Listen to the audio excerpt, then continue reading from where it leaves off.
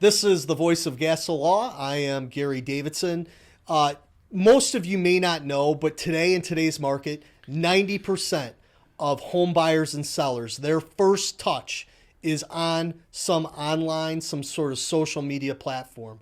Today, I'm very happy to have my good friend, Dan Krembo. Dan is with Keller Williams. I have been working with Dan for, maybe 7, 8, 10 years now. Yeah, getting close to. And I see the kind of stuff that Dan is doing online, and he is at the cutting edge of social media in getting those touches out there for his buyer and seller clients. You've been an awesome person to have around Keller Williams and teaching. So, Dan, what is it about online where now the whole real estate industry has been transformed? Yeah, I think, with the way you have Facebook lead generation and retargeting, and I mean, how many times have you been on Amazon and searched a product and then saw that in your feed? It's a little oversaturated, but still a huge opportunity to get your brand out there and target that higher hanging fruit. You know, although open houses are a great opportunity to meet people that are interested in real estate, there's even a way to get more of a top of a funnel type of crowd through.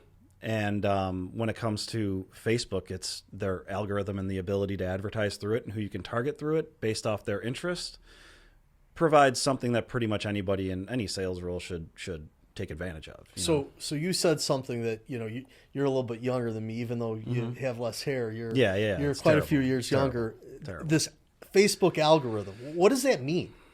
Well, I mean, obviously, I think everybody knows how much data they collect and purchase. And although they're getting a little bit more restrictive on what your abilities are, if you have researched a home on Zillow, you have the ability to target people within 15 miles of a certain address that have recently been on Zillow and traveled through that area or currently live in that area and things like that. So when it comes to their algorithm, who knows how they're dialing it in? It always changes. They just ran into some issues recently. A year ago, you could target people pretty much by anything you wanted in zip code, age range, whoever your general market was for that particular home or advertisement you wanted to run. You could pretty much do whatever you wanted, and they ran into some issues. So things have changed. So there's some strategies behind that you need to change, but it's still a huge opportunity. I mean, we're utilizing Facebook every single day to target buyers and sellers. And those things, I mean, that's what we hear for things like Google AdWords and Facebook, right.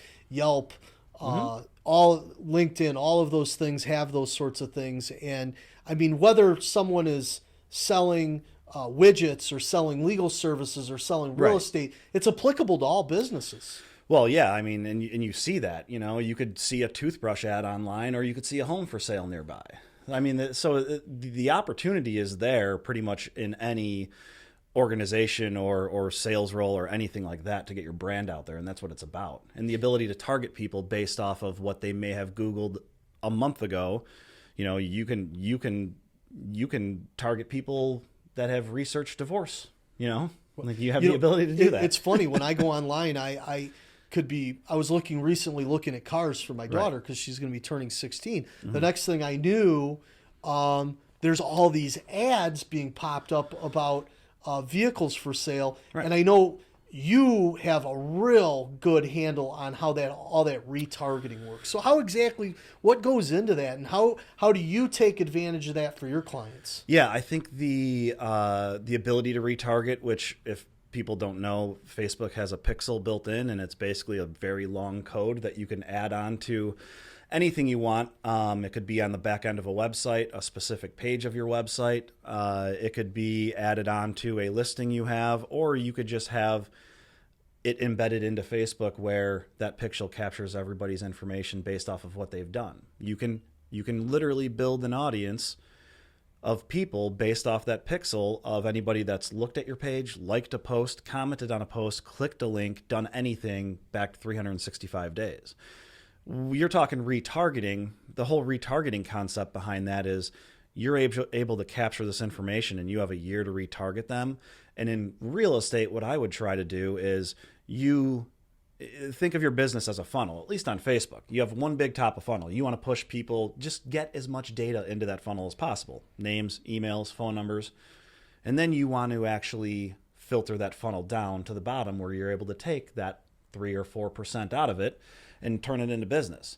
And for us, it's get as many people into it as possible, filter through it. We can filter through it by calling, texting, emailing them, sending them homes, and retargeting them. So we'll capture that information and we can retarget it with other ads that aren't necessarily clickable links or here, register for this. Maybe we retarget with some social proof stuff like a testimonial that we've done it. People have experienced it with us.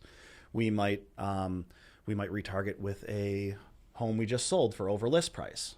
Another proof of concept or social proof that, they clicked on our stuff and those retargets are going directly to people who have already demonstrated an interest in that particular area. Not just that particular, not just in real estate, but actually have looked at real estate on our Facebook page.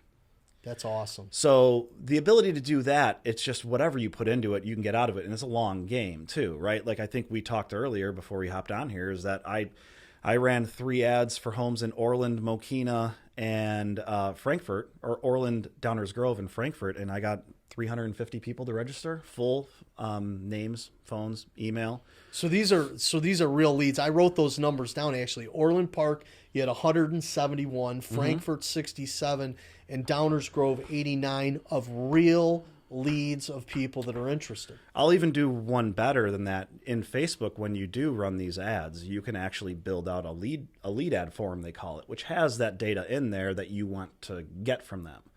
You can also create your own questions. So not only will I have them give all that information, which is auto-populated by Facebook, you will get some bad phone numbers. You got to learn how to get crafty with figuring out how to reach out to them. You can ask other questions. There's additional multiple choice questions I'll ask where it's like, how soon do you want to move? ASAP, by the end of spring, by the end of summer, we're still a year or two out. So by the time they come to me, I already know a lot about them and how to engage them, which is a lot different than meeting somebody at an open house. It's amazing because I think you said for those over 300 real leads, your cost was right around $300. Some of them come in at 80 cents a lead, and other ads will be around $1.50. Yeah, $350. So, guys, I don't know if you're hearing what Dan is saying, but 90% of people are first touch online. Your intention is to capture as many people as possible or engage as many people as possible. And if they don't register that one time, you retarget them with further ads so that they eventually do. So I could have somebody register right now that maybe the first time they saw my brand was 6 months ago and they just didn't take action on it, and now they are because it applies better. So I mean, you may have forgotten that about 2 years ago when I first started playing around with some really intense Facebook marketing. Do you remember when you ran into one of my messenger bots? And I had a bot having a conversation with you about real estate? He came through at like midnight one night. I'm like, what are you up to? But there's things like that. It's not just about lead generation. There's so many objectives you could do within Facebook to get your brand out there and capture that audience. And this day and age, it's all about names, numbers, emails. Get as much information you can, put it at the top of the funnel, and filter it all out. It's up to you to convert it. That's awesome. And you know what's cool about this is I remember exactly that time at midnight, and I'm on there. Of course, I'm older than Dan. I'm starting to feel like my old partner Miles, who was 86 when I started, and I'm like, man, I saw these ads and I start going and engaging with Dan, and I'm like, man, Dan's responding to me right away. And it's contextually exactly accurate. So for those of you who own businesses, not only are these leads coming in, but these leads are coming in and they're good leads. They're applicable leads to the exact product that you're trying to sell. Yeah. So I have really enjoyed seeing how Dan has been able to help his clients. I've learned a lot from you. I really appreciate it. Yeah, I appreciate you giving my clients kind of a little superficial dive on social media. If you're not currently doing this, you need to be doing this. This is Gary Davidson, where at Castle Law, we help you create that life worth living, legacy worth leaving, and business worth